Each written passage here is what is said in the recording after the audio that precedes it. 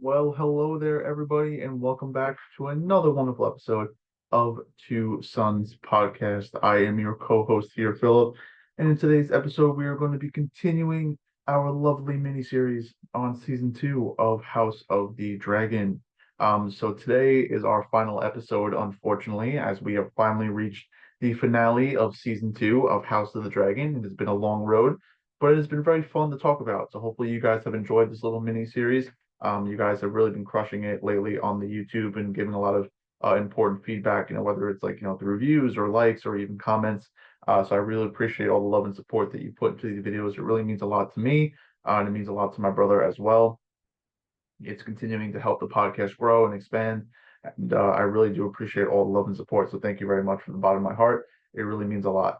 But yeah, we are finally at the end after 8 episodes. I know it took us a while to get here, but we are finally closing this chapter of House of the Dragon and looking on into the future and what to expect for season three. So actually, just yesterday, I sat down and I recorded episode seven, my reaction and thoughts, when it came to House of the Dragon. And today we are finally finishing up with the finale with episode eight. And yeah, I am excited to dive into it. We got a lot of good stuff to talk about. And yeah, really, really, really excited.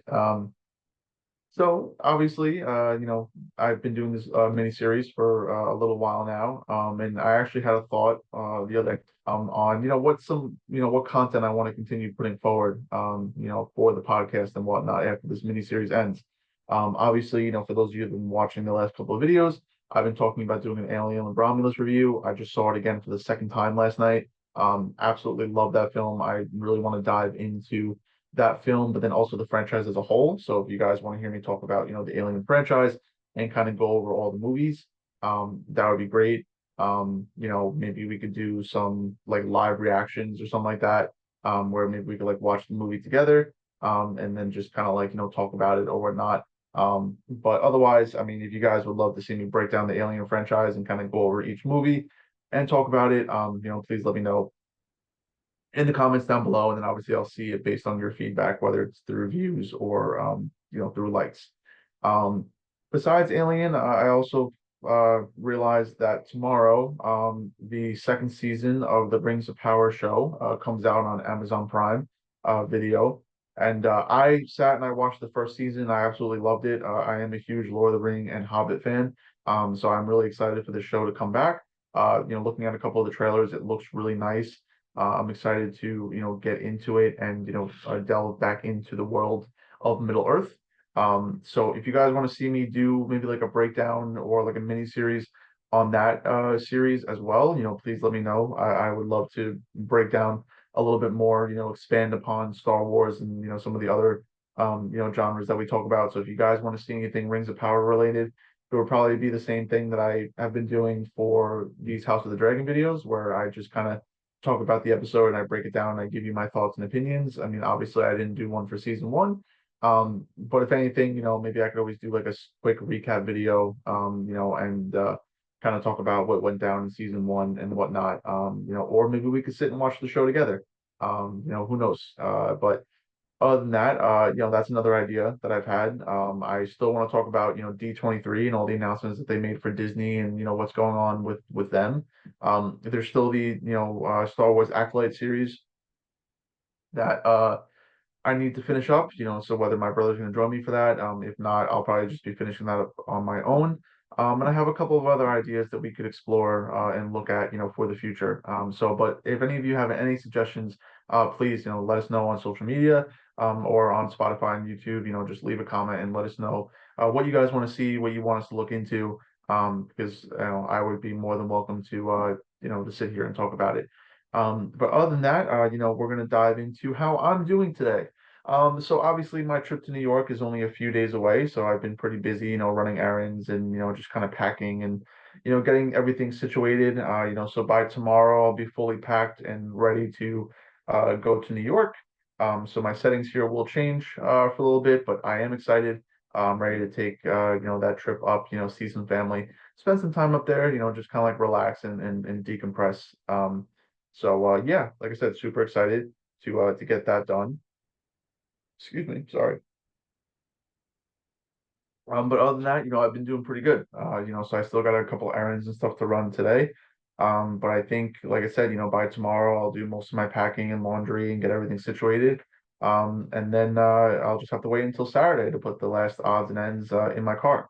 Um, but yeah, like I said, super excited. It's gonna be nice to see family. And our old room that I'm gonna be staying in New York. I'm bringing a couple of posters and some, accessories to display here and there, to make it just feel a little bit more homey. I'm excited for you guys to see it. But other than that, like I said, my brother is still doing pretty good. I was, spoke to him recently. He's really excited and he really appreciates all the love and support that you've been giving the podcast while he is away. He is doing really good at his job. He is just kind of like, fitting in and just, getting his schedule and his routine, all down. But he is doing really good. And like I said, he really loves all the love and support that you've been giving us. So, from his lips to mine, he wants me to thank you guys, for all the support that you've given us. Um, but other than that, I mean, let's get into today's episode. So we have the finale of season 2 of House of the Dragon. This finale is going to be a solid 10 out of 10 for me. I think as a whole, this season has probably been I guess I would say 9 out of 10, to be honest. I think the first season was about a 10 out of 10, to be honest. But this season, I think all the episodes were phenomenal. I'm sure if I looked back and I rewatched it, there were probably a couple of odds and ends that I could, like, cherry pick or just, think about or whatever. But as a whole, I think the series so far, or at least this season, is a solid 9 out of 10. And then this episode, with the cherry on top, is a solid 10 out of 10. I think it was a great finale. I think it leaves the show in a good place for season 3, and I'm excited to see what we're going to be getting into when it comes to season 3. Um, but with every episode that we've been doing so far, let's see how both of our sides are doing. So obviously, at the end of episode 7, we see that Team Black has a huge advantage when it comes to the Dance of the Dragons. They just gained 3 new dragon riders. So superior dragon wise, they have the superiority in numbers. We see that Daemon Targaryen was able to finally get his host of Rivermen in Harrenhal. So now they finally have their first standing mobilized army. So with the backbone of the Valarian fleet and their new army raised in the Riverlands, plus the Northmen, led by House Stark, coming down from the north, they're finally starting to get their armed forces together to combat Team Green. Team Green did have the advantage for pretty much most of the season, to be honest. And then these last couple of episodes, obviously things have changed, and now we see that the scales not only have balance, but they've also tipped in Team Black's favor. Um, so yeah, but I think we'll start with Team Black because we started with Team Green last episode. So we'll start with Team Black. So let's see what position Team Black is in. So obviously we'll return back to Harrenhal and check on Daemon because obviously this is the finale. So we see that throughout this entire season that Daemon has been struggling. We see that he's been getting these nightmares and visions of past mistakes or past events in his life that he handled a certain way. So we see kind of his like past sins like catching up to him, and it's definitely messing with his mind. And we see that not only is the mystery and the legend of Harrenhal like coming to light, but we also see that a character by the name of Alice Rivers is also playing a big part in that as well. So we've definitely seen Damon go through this kind of like spiritual awakening, and we see at first he's kind of like combating these visions. He doesn't really know what they mean. He's a little aggressive. He just doesn't really know what to expect. But we see that he starts to like really pay attention to these visions and try to understand them. And we see that he even makes an effort to try to correct the mistakes that he made in the past. Like I said, I touched upon last episode, whether it was consoling his brother Viserys at the death of his wife Emma, or maybe handling his relationship with Rhaenyra, or his past wife. I forgot what her name was. Lena Velaryon. It seems like he's trying to, correct the wrongs that he's done. So by this point in the show, we see that even though it looks like he's coming full circle, we don't exactly know what his intentions are yet.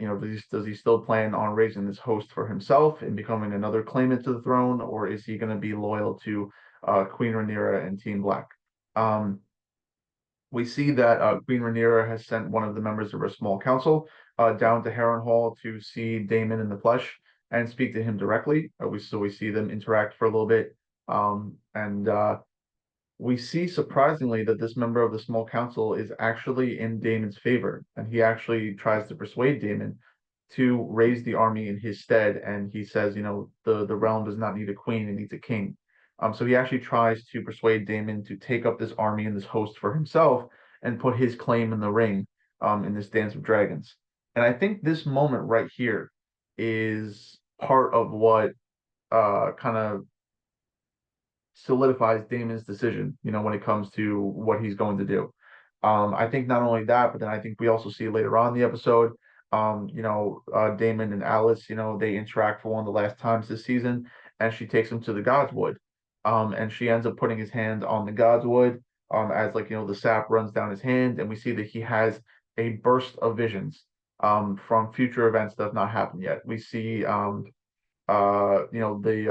the three-eyed raven, Brandon Rivers, a Targaryen bastard that we won't see for I think another 100 years or so. Um, we might see him possibly in the Hedge Knight, the Sir Duncan the Tall show, but for now we just saw a brief glimpse of him in the flashback. So not only do we see him, but he also sees the death of the dragons. He also sees possibly his own death foreshadowed, um, you know, kind of sinking to the bottom of a lake. He also sees Rhaenyra upon the Iron Throne, and at last we get a shot of Daenerys with her three dragons, kind of resembling hope for House Targaryen and the dragons in the future. So after this huge, profound vision, I think that also coupled with the fact that one of her small council members was trying to petition for him to take up his claim. We see that as the episode progresses, and Rhaenyra is summoned to Harrenhal by by the Lord Paramount, Sir Simon Strong. We see that he actually bends the knee to Rhaenyra. He tells her about the prophecy, Aegon's dream, the Song of Ice and Fire, and the revelations and the visions that he's been experiencing, plus this more like spiritual awakening from Daemon, has really persuaded him to stay loyal to Rhaenyra, and he knows from these visions and from his past mistakes that this is what he must do. And he is living for I think more of a higher purpose now, where he knows that he has a part to play in the whole Dance of the Dragons and Targaryen history. And his part is to support Rhaenyra and make sure she gets on the Iron Throne, basically. Um, and we see Damon's story comes full circle. We see that he's able to not only amass, the host of river men at Harrenhal, but now he has a standing army to lead. And also we see that he reaffirms his loyalty to Queen Rhaenyra and Team Black. So we definitely seen Daemon come full circle. Compared to the very first episode where he is conspiring to murder a child, um, all the way to correcting his past mistakes in his head, kind of fixing himself emotionally, and supporting Rhaenyra and Team Black. So I thought it was a beautiful end to Daemon's story this season, and I am excited to see what's going to happen in season three, because I think there are going to be some very important events that they show, that is going to continue Daemon's story, throughout the show. So moving away from Daemon, obviously, we have the rest of Team Black to consider. I think I'm going to touch upon Rhaena because there is a small part of the episode that focuses on Rhaena and what she has been up to. So obviously, just to recap quickly, Rhaenyra had sent Rhaena with a couple of dragon eggs and her children to ward with her cousin Lady Jane Arryn in the Vale. So we see that she's been there for a couple of episodes, and towards the end of episode seven, episode eight, Rhaenyra's children and the eggs and Rhaena herself were finally, I guess, able to book passage over the Essos. So they were leaving the Vale in order to travel to Essos. But obviously, while Rhaena is in the Vale, she hears from Lady Jane Arryn that there is actually an adult dragon that resides in the Vale. It's a wild adult dragon by the name of Sheepstealer. And Rhaena has been basically tossing the idea of possibly trying to go and find this dragon and tame it for her own because she is one of the only Targaryens that currently does not have a dragon. So she's always felt like the odd man out, kind of like left out of the equation. So she is debating on whether or not she wants to pursue, this dragon and claim it for her own. Um, so we see, in this episode that, she eventually decides to trust, her own instincts and her gut as she veers off the path and she goes to search for this dragon in the mountains. We see her trek across, miles of mountain, to the point where she's exhausted, she's dirty, she's thirsty. And when we think that, all hope is lost and that she's not going to find this dragon, we see at the very end of the episode that she finally stumbles upon Sheep Stealer as it is eating. And we see this, intense standoff with Reyna and Sheep Stealer. And then it kind of like cuts to black. So we don't know exactly what's going to happen. I'm sure we're going to get more of an elaboration in season three. But we do see that Reyna chose to stay in the Vale and tried to tame Sheep Stealer for her own. Now, obviously, this kind of correlates differently from the book because in the book of Fire and Blood, we have a character by the name of Nettles, tame sheep stealer. We don't really know much about her. We don't know who she is, where she comes from. But we see that character, tame sheep stealer, in the book. And according to history, so the fact that this is Reyna, I'm not too upset about it. Because again, I mean, the whole point of her character is that she feels like she's different from the others because she does not have a dragon. So I think, watching her come into her own and possibly tame a dragon, will be pretty interesting. And I wonder how that's going to push the show going forward. And I absolutely adore the actresses that play Reyna and Bela. I think they do a phenomenal job. So I am excited to see what the future of Reyna is going to be and whether or not she's going to tame this dragon. So another small little contingent within Team Black, but nonetheless it is very important. Um, and then we are finally going to discuss the rest of Team Black. So obviously, we have Queen Rhaenyra, basically getting to know her new Dragon Riders. And then kind of how we touched upon last episode, we're seeing how this possible shift in dynamic between like nobility and upper class versus like lower class is going to affect House Targaryen and then also Team Black as a whole. Because one of the first interactions we have with the Dragon Riders and the Targaryen family is when Jacaerys meets Ulf the White and Hugh Hammer. And we see that Ulf is being very Ulf. And he's not really taking Jacaerys seriously. He doesn't really know who he is. So he's kind of treating him a little bit like family, but then also like kind of like taking like little jabs at him, being like, "Oh God, look at that hair! It's as black as they say," and whatever. And we see Jacaerys get very upset and take insult to this. Finally, when Hugh was like, "Dude, that's the prince," like all of a sudden Ulf is like, "Oh shit!" Like, sorry. And we see Ulf try to like connect to him like on a personal level, where he's like, everybody knows the rumors about Rhaenyra's children being bastards. So he's like, oh, don't tell, don't let anybody else, tell us what we can and can't do. So he's trying to compare himself to Jacaerys. And obviously Jacaerys doesn't see it like that. He sees himself as like superior to both, Hugh and Ulf. And we see that this first interaction doesn't really go well, obviously. We see that, there's a very large disconnect and even some hostility, between them.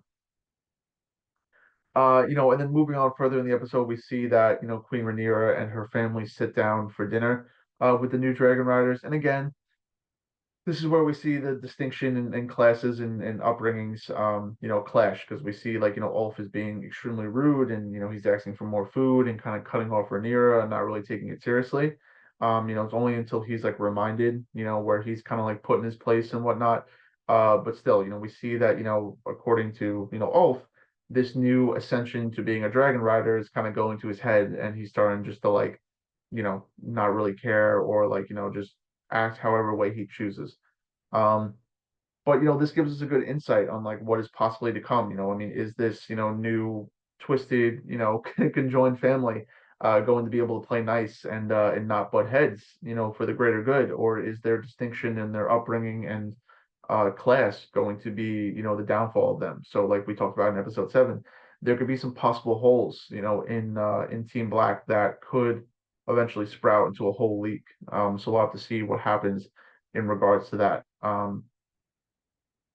We see that Rhaenyra is basically instructing the Dragon Riders on what they are going to be doing. And she explains after a few days of training, she wants to send the Dragon Riders out to some key strongholds and cities that are owned by Team Green. So Old Town, Lannisport, and she basically wants them to like burn them to the ground and like sack and pillage them. And at first they're a little hesitant because they're like, wait, why are we going after just random people and civilians and not like military targets? But according to Queen Rhaenyra, she is justifying the action by saying that Team Green has already done this, to a couple of dozen of our castles, and this is just a part of warfare. Civilians get caught in the crossfire all the time, which I understand. I mean, if you have a strategic location like Old Town or Lannisport, putting that out of commission, could help you win the war, at the cost of civilian lives, unfortunately. But this is just one of the ugly sides of war that nobody really likes to talk about. So we see that they're a little hesitant, obviously, because they come from the lower class, they come from the everyday man, so they feel a little weird about burning their own people, basically. And we see that Hugh takes is taken back by this. He seems to be kind of like a man of the people, and can sympathize with them, and he didn't think he would be burning innocent people. So we see that he has more of a noble cause versus Ulf. So it'll be interesting to see how he reacts to this and what he decides to do. Um, it's after this that obviously Rhaenyra is notified by the Maester that there was a letter sent from Harrenhal, and this is where she brings Adam and Sea Smoke with her, and her and Syrax, fly to Harrenhal and obviously have the encounter with Daemon that we discussed before, and that is pretty much what happens. The rest of the episode for Rhaenyra. Towards the end of the episode, however, this is going to be like a blend of both Team Black and Team Green. We see that Rhaenyra has an unexpected visitor on Dragonstone, and it is actually the Queen Dowager herself, Alicent Hightower. So we'll talk about it in a little bit, but basically, Alicent arrives on Dragonstone, after her redemption or her penance that she kind of served to herself in episode 7. And she basically admits that, she was wrong. She meant for none of this to happen, and she wants to find a quick and peaceful end to the war. So she basically tells Rhaenyra, what Aemon's plans are, and basically says, look, in like 3 days' time, Aemon is going to set out for the Riverlands. So King's Landing is going to be pretty much undefended. So come with your dragons and your army, and I will like open the gates for you, and you will come in as a conqueror. So she's basically offering the city, and the seat of the Iron Throne, to Rhaenyra. So, at first a little taken back by this. They have, a decent exchange with one another, where you can see like kind of glimpses of their old friendship and, their love for each other kind of come back, even to the point where Allison's like, oh, just run away with me. Like, come with me and Helena, take your children, let's just run away, far, far away from here. Kind of referencing, what Rhaenyra wanted to do in season 1 with Alicent, where they just wanted to go explore the realm and eat cake and just not have to worry about anything. So we see like a little glimmer and a little flicker of that old love and friendship they used to have with each other. Um, but it leaves a lot for Rhaenyra to think about, whether or not she could trust Alicent and whether or not that this is a good plan. Obviously, she doesn't know about what's happening with Aegon II. Obviously, Rhaenyra tells Alicent that she must kill Aegon in order to make her claim legitimate to the throne.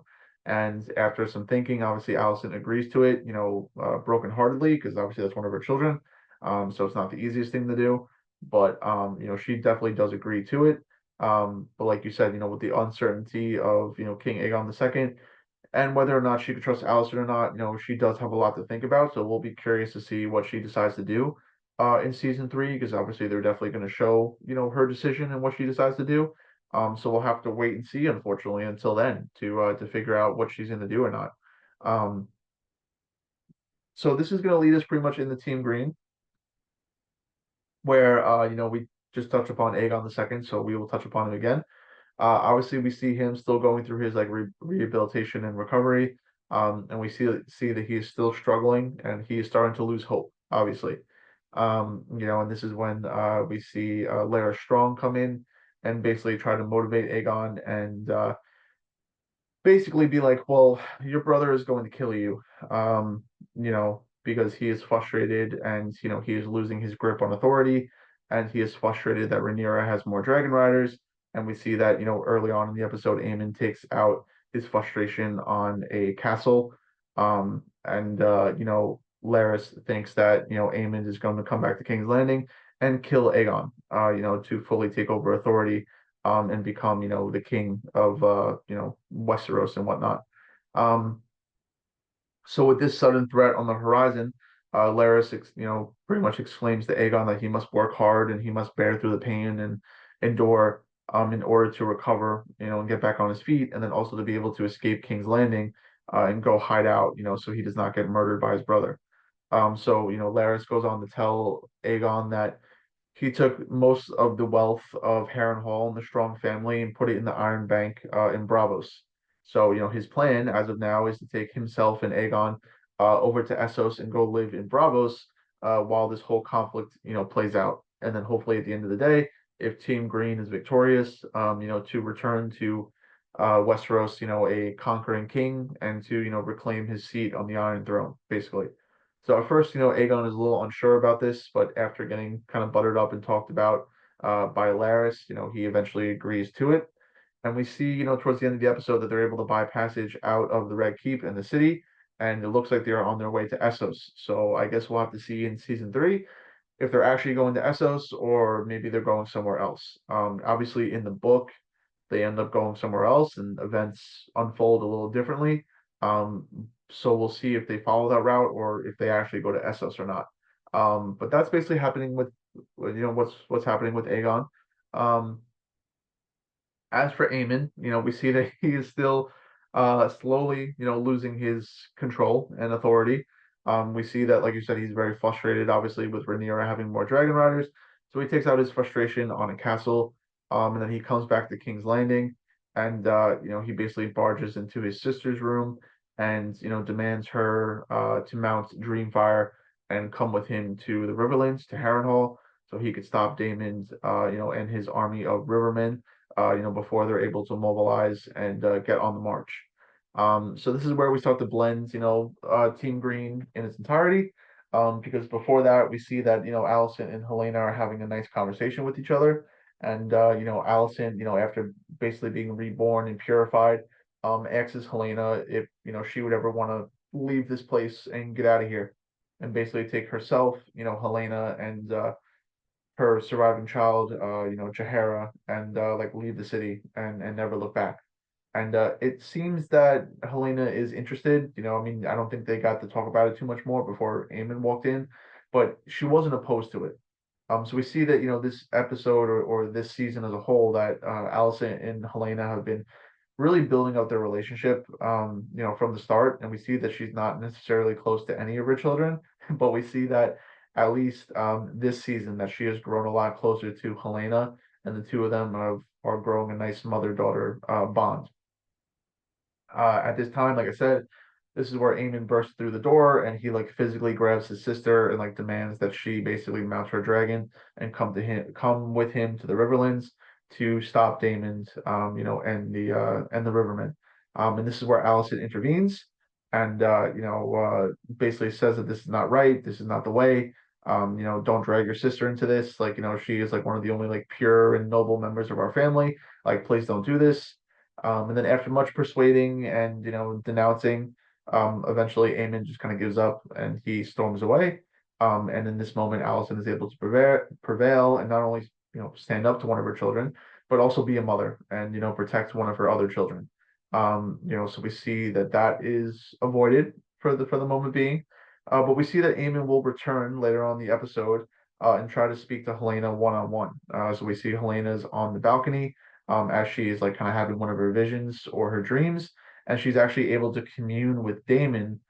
So while Daemon is having his visions in Harrenhal, he hears Helena's voice at the end of these visions, basically telling him that he has a part to play, in all of this. And we see after that vision, it cuts to Helena, standing on the balcony, basically saying that.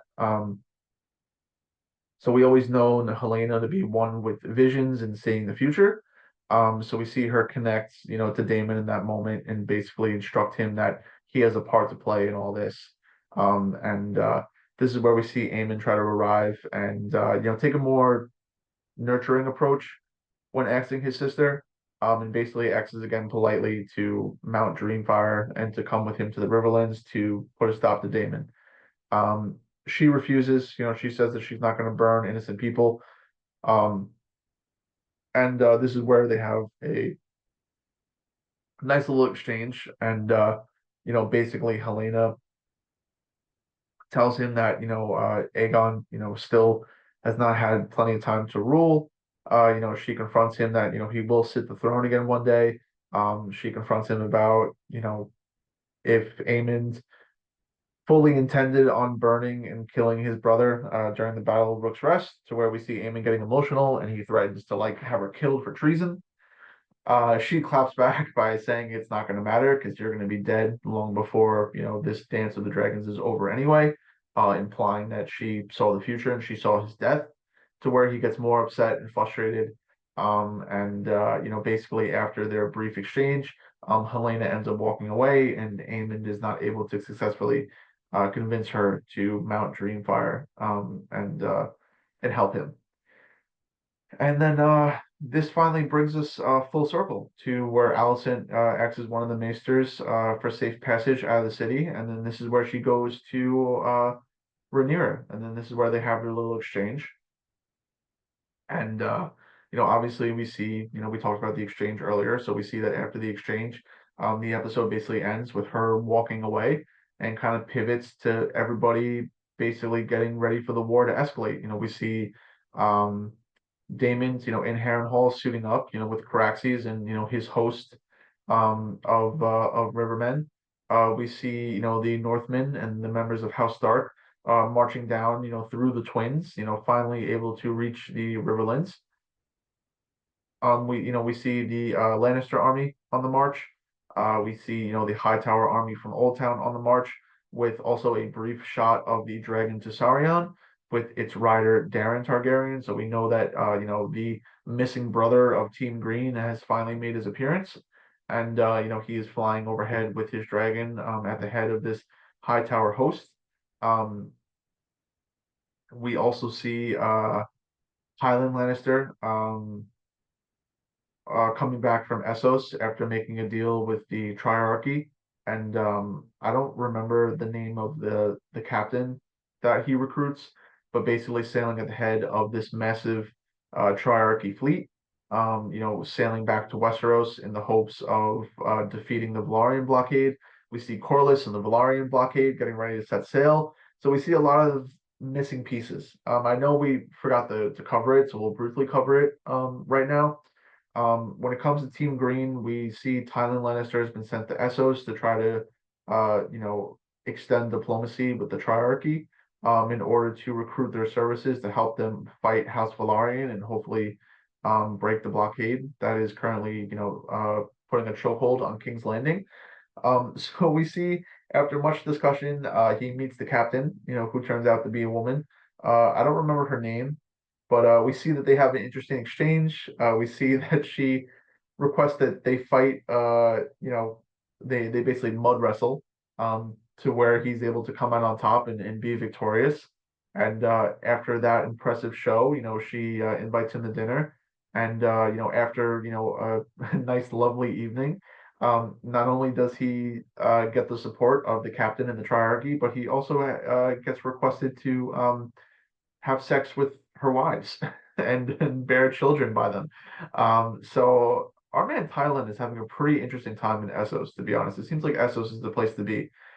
Beaches, parties, all that good stuff. So we see that Thailand is successful in his mission, and he was able to recruit the Triarchy in return for them possessing the stepstones and being able to put a trade and travel tax in route in exchange for their services. So even though it could be problematic in the future, it's a deal that they're willing to make for now. And then we see at the end of the episode that they are sailing back to Westeros to confront House Velaryon and the Velaryon fleet. We also see a little bit of Sir Kristen Cole in this episode, where he is kind of reminiscing about Alicent and the favor that she has given him. To where Gawain obviously takes offense, and he basically is like, "Well, you have no honor because you're just sitting there sniffing my sister's handkerchief." And this is where we see a sad and depressed Kristen Cole, because he's basically saying, "What's the point? We're all gonna die. We've given this war to the dragons, and we are just dust under their feet. That we are going to basically all crash and burn. When there's nothing that we can do to stop it. Um, and basically at the end of that exchange, Gawain is like, "Oh shit, like you might have a point," and they kind of just like sit there and they kind of stare off into the distance. Which is true, which is the reality, unfortunately. Like all these armed forces, no matter how big they are basically they basically don't matter because as soon as the dragons come, they basically just burn everything and everyone in sight, and a battle could be over in a second. So there is some truth behind to what Sir Christian is saying. But yeah, I mean, and then like I said, we have a huge montage at the end of the episode where like all the sides and all the forces are getting ready to war and to march on to war. We see a shot of Sir Otto being held somewhere mysteriously, like he's been held prisoner and he's been held captive somewhere, which is why he hasn't gotten any Allison's letters and he hasn't returned to King's Landing yet. So we don't know who's holding him or where he is. So I'm sure we'll find that out in season three.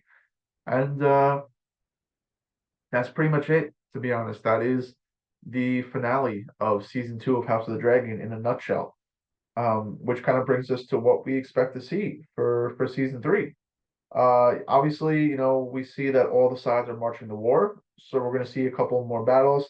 I think season three is going to be a lot more action packed, so we're probably going to see Rhaenyra take King's Landing. We're going to see probably some action in the Riverlands. We're going to see a couple of battles there. Between the forces and the dragons. We might see the battle above the God's Eye, which is a very important event that occurs. And yeah, like I said, with some of these changes and these tweaks that they've made to the show, I'm curious to see where the direction of the show is going to go. From here. But yeah, I mean, like I said, we have a lot to look forward to. We have a lot to discuss. And I will, you know, be right back here to talk about season three when it airs. But other than that, guys, that is going to do it for today's episode of Two Sons Podcast. So this might not be the end of our Game of Thrones content here on the channel. Um, you know, uh, Obviously, I never talked about Game of Thrones as a whole. So maybe we could do some like watch parties together, where maybe we just sit and we kind of just watch, Game of Thrones together. But if not, if you guys are interested in maybe seeing, any breakdowns or rundowns of the different seasons of Game of Thrones or the different episodes, please let me know down in the comments below.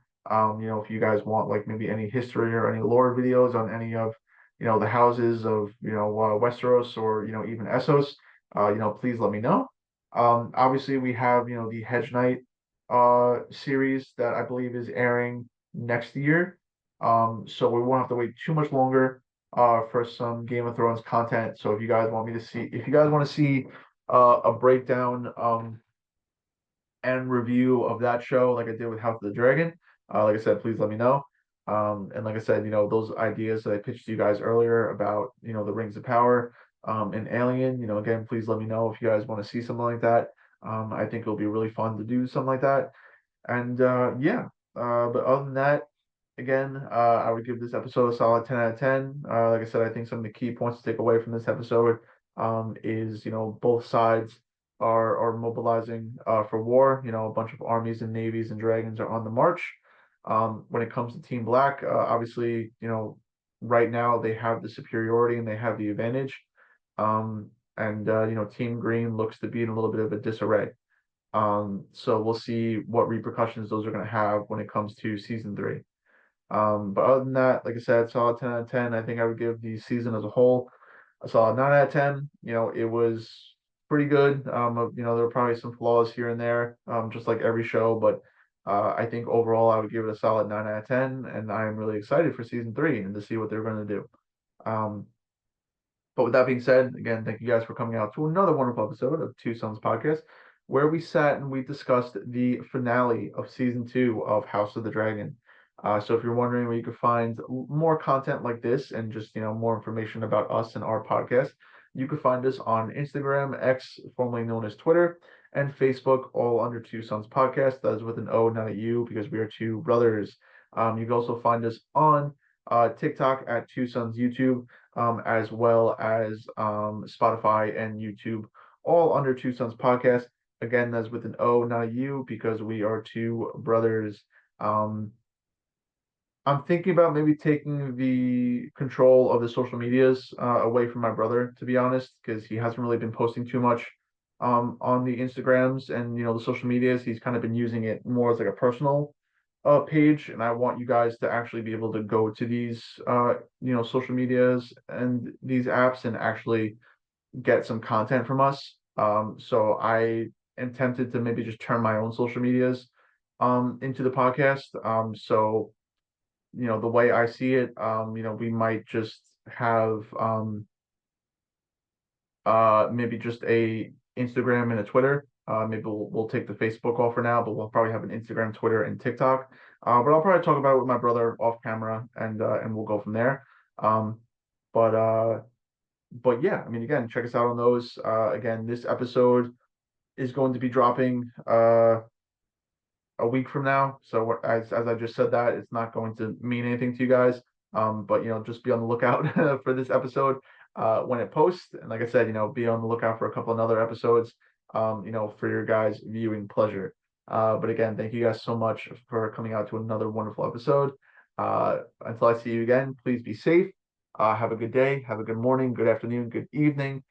Please be safe. Do not do anything stupid. And I will see you all in the next one. And goodbye for now.